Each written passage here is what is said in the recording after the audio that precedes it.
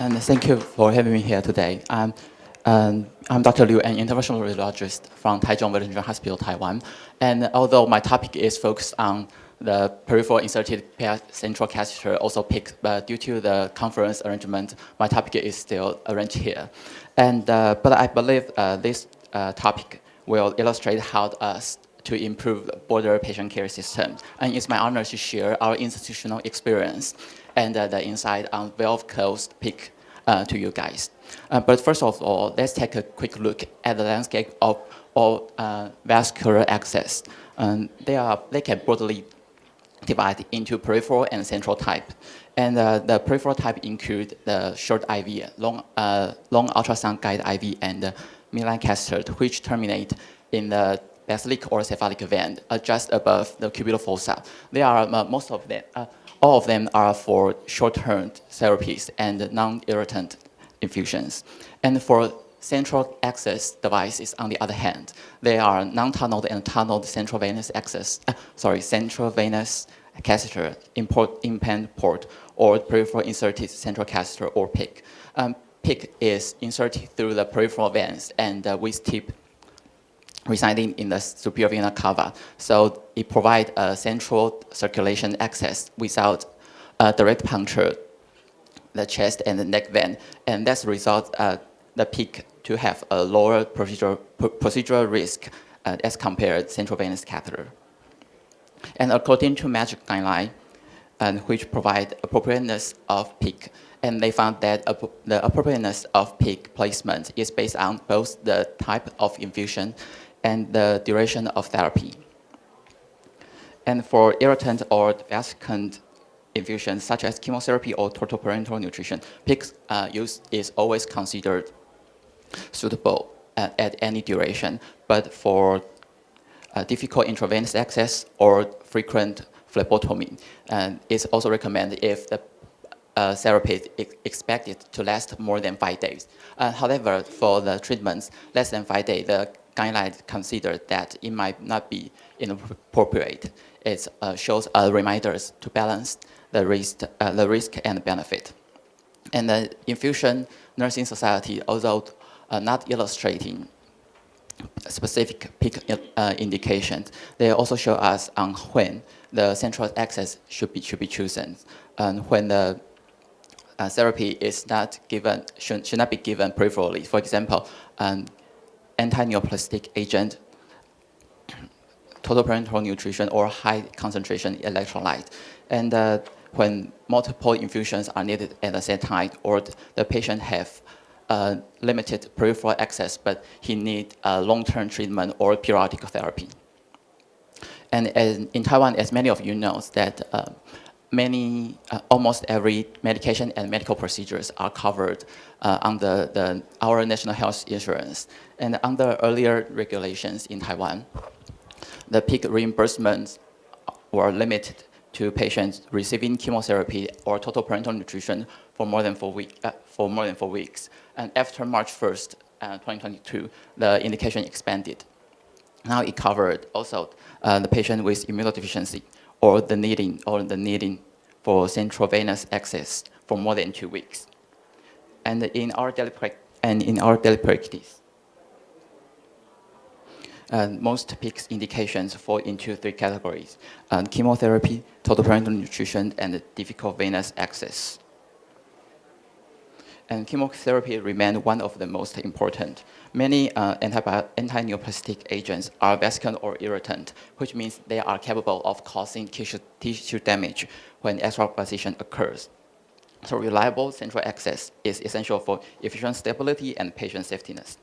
Another key determinant is osmolarity and pH value. A study shows that endothelium damage can occur at 600 milliosmoles per liter. And as a consequence, solutions above 900 milliosmoles per liter or outside the range of value that pH value is 5 to 9 is considered not appropriate to given peripherally. And because the blood flow in the superior vena cava is roughly 2,000 milliliters per minute, it can rapidly dilute these infusions, so making PICC lines one of the safe central line. And besides, another major indication is difficult intravenous access, or DIVA. And according to some literatures, we found that up to 1/3 of adult patients present with difficult intravenous access. And these are patients with poorly visible or impalpable or sclerotic veins. They are more often due to chronic illness, obesity, malnutrition, or previous intravenous drug use. Repeated cannulation can cause patient pain and anxiety, while at the same time consuming valuable nursing time and nursing resources. And besides, multiple failed cannulation attempt may also increase the risk of adverse risk, including but not limited to thrombosis, phlebitis, infection, and early device failure. As a result, early recognize this population may help us to prevent avoidable complications and escalate promptly to use ultrasound guided technique or central venous access if appropriate.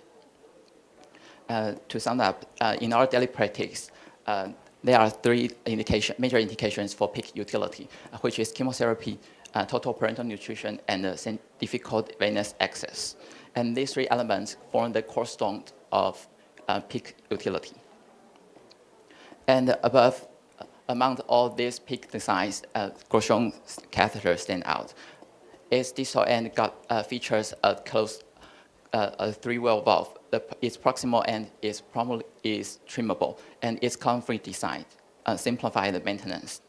And the valve under the positive pressure is open outward, and negative pressure, and open inward under negative pressure, and stay closed while neutral position is given to prevent the reflux. And although in hospital use, they might be subtle, but in at home setting, where not every flushing is perfect, it may become an added safeguard to prevent reflux and thrombosis, and theoretically reduce the occlusion risk. And next, I would like to briefly share our experience at Taichung Veteran General Hospital. We started to perform PICC placement since April 2023. As of September 2025, we performed 1,280 PICCs. And the number rose from 100 in 2023 to 492 in 2024, and 626 in the first 9 months of 2025, showing a steady upward trend. And the growth reflects stronger department collaboration, especially with oncology, general surgery, and chest medicine. And the indication distribute across total parenteral nutrition, chemotherapy, and central venous access most equally. And with better communication and a streamlined workflow, we have been able to increase procedural efficiency significantly. When a clinician submits an PICC order, it appears immediately on our electric whiteboard. And we have 5 attending radiologists with one assigned each weekday on rotation to balance workflow. And when there is an available slot, we perform the procedure as promptly as possible, ensure timely vascular access without delay. And this real-time scheduling system, combined with the rotation duty assignment, has allowed us to shorten waiting time dramatically. And as a result, currently, we can perform most insertions on the same day they are requested. Currently, 74 patients can start their treatment right away, and more than 99% patients can get their PICC done within the next business day. And of course, technical success is only part of the story. Long-term cares and feedbacks from nurse and patients is equally important. And our TPN team found that Grosjean catheter has fewer occlusion and fewer after-hour emergency calls because the catheter length can also be trimmed promptly.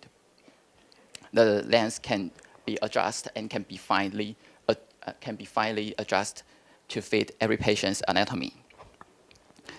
And the external portions will always stay stable and secure to make daily care easier. And patients who both experience Groshon and other PICs find the clump-free design more convenient and feel less anxiety about forgetting to clump, something they might once worried about, damaging the line and shortening its lifespan. And based on this consistent feedback, now we preferentially use Groshon catheter for patients receiving total parenteral nutrition or expected to retain their line after discharge. Currently, near half of all PICs in our institution are Groshon catheters, a reflection of how real-world feedback guide practice improvement. To conclude, advancing PIC practice requires more than just refining our technique. It depends equally on communication, nursing support, and post-discharge care. By strengthening every link in this trend, we create a positive feedback loop that enhances the efficacy and patient satisfaction. Essentially, multidisciplinary integration is not just a concept, it's also the foundation that turns innovation into sustainable patient-centered care. Thanks for your attention.